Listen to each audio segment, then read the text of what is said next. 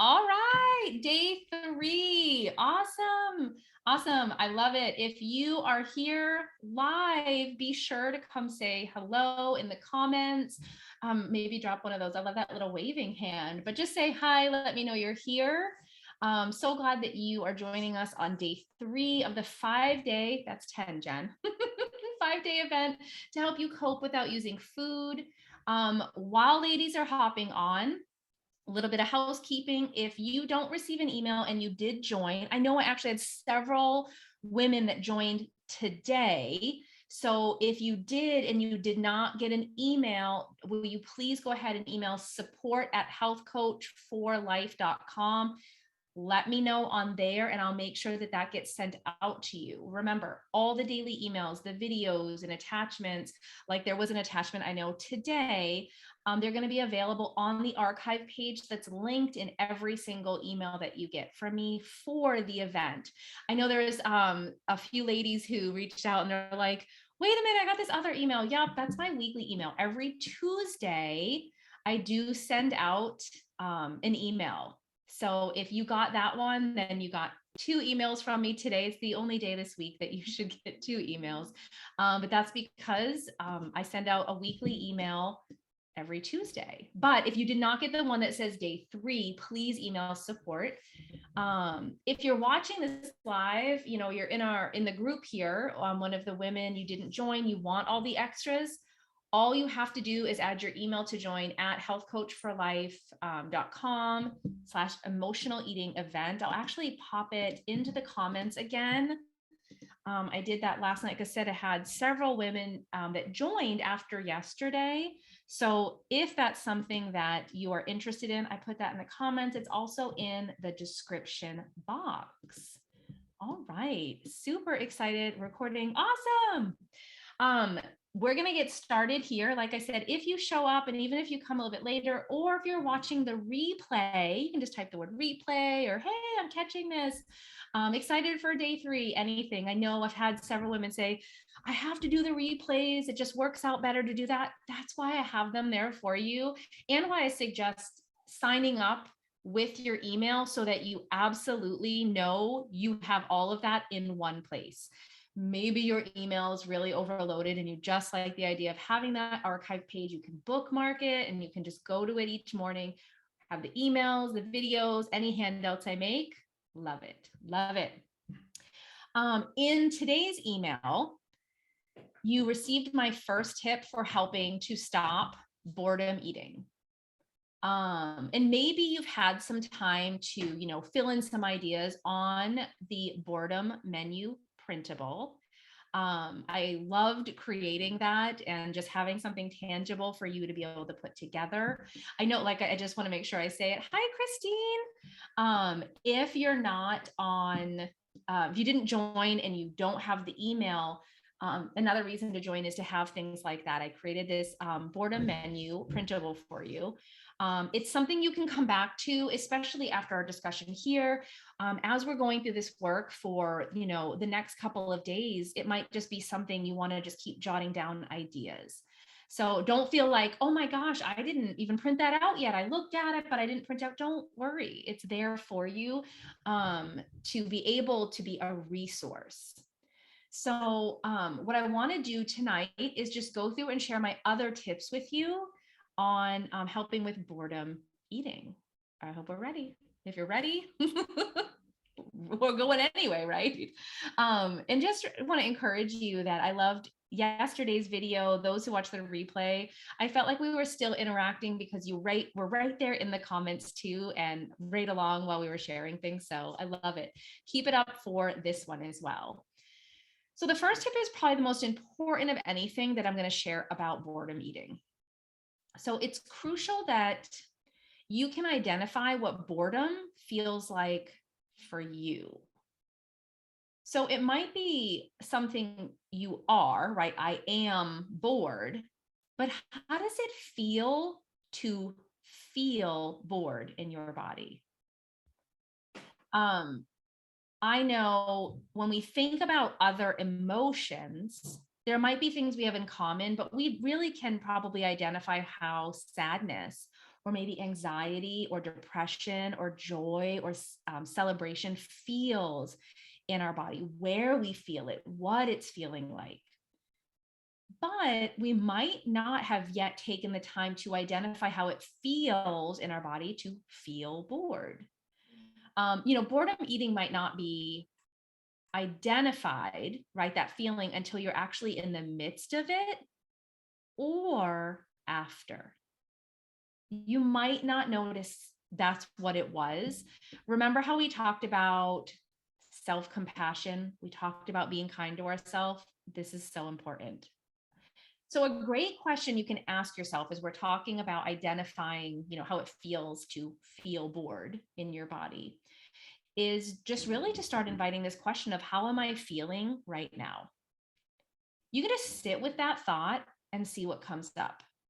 Like I always picture like when I do that, and I know I do it, I picture it because this is literally what I do when I'm kind of in that place of like, how am I feeling right now? I sit back in my seat. I kind of relax my shoulders as best I can. I usually look up, like this is just my process, whether I'm on the couch, I'm in my office here, or in my room, I have a comfy chair in there. And I just kind of notice I sit back like, how am I feeling right now? You can just sit with that thought and see what comes up. But journaling your response and thoughts can be really helpful. So let me know in the comments, whether you're here live or you're watching the replay, how are you feeling right now? Like what comes up for you? And if you want to, you can share, are you into journaling or not? I know some people love journaling. And then there's others who it doesn't serve them well, so they don't do any journaling. So maybe you want to share like, yeah, journaling really is helpful, or I really haven't seen a benefit, but maybe you want to try it on when it comes to asking this question, how am I feeling right now? So at first the thoughts I think they can really seem like a puzzle, like all those pieces, right? When you empty the box out and they're just kind of scattered. But as you write, as you think on these things over time, your thoughts can start, coming together. It can really help you process your emotions better. So remember, there's no right or wrong, there's no pass or fail.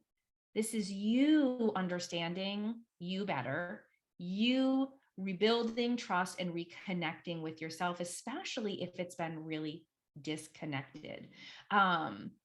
Christine says, I find it very insightful journaling. Yeah.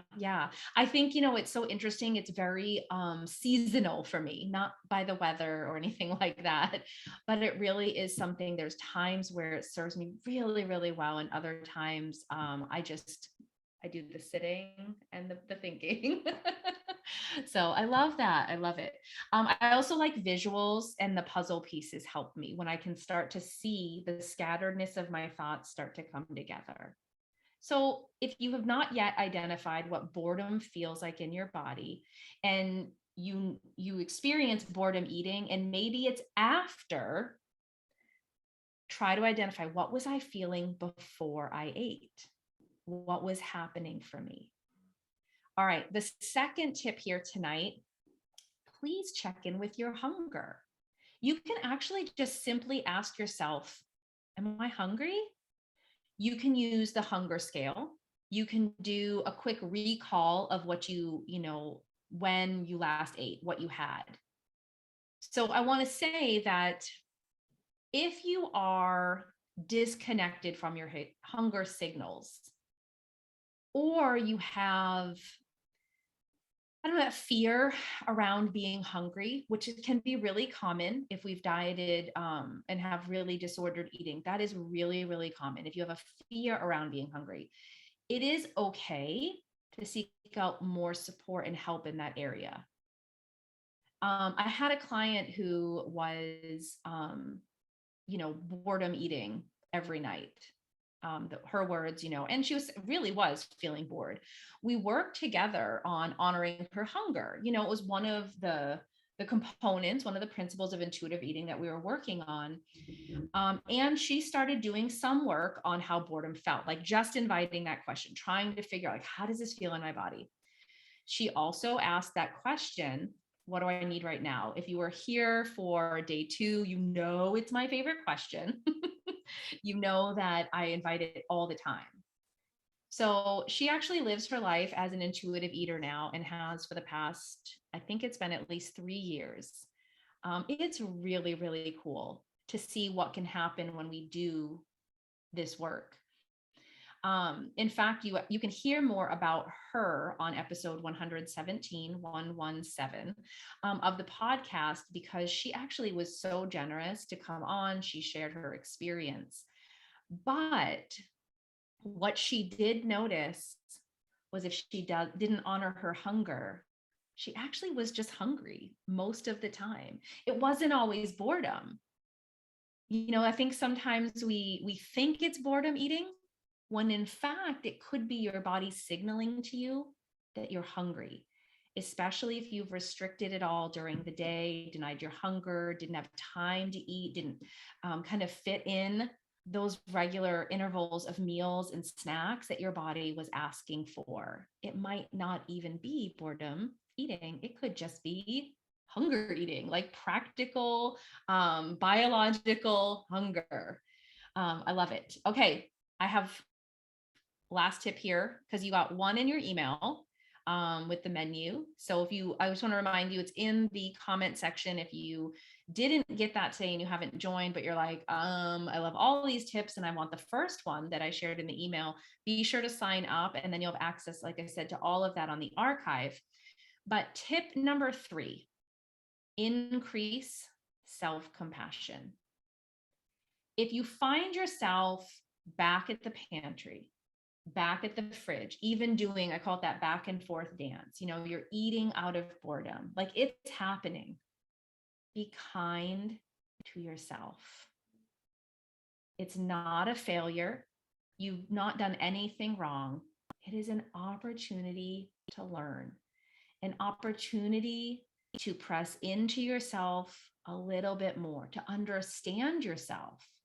Remember, diet culture creates this I've blown it mentality, right? Like, I've messed it all up.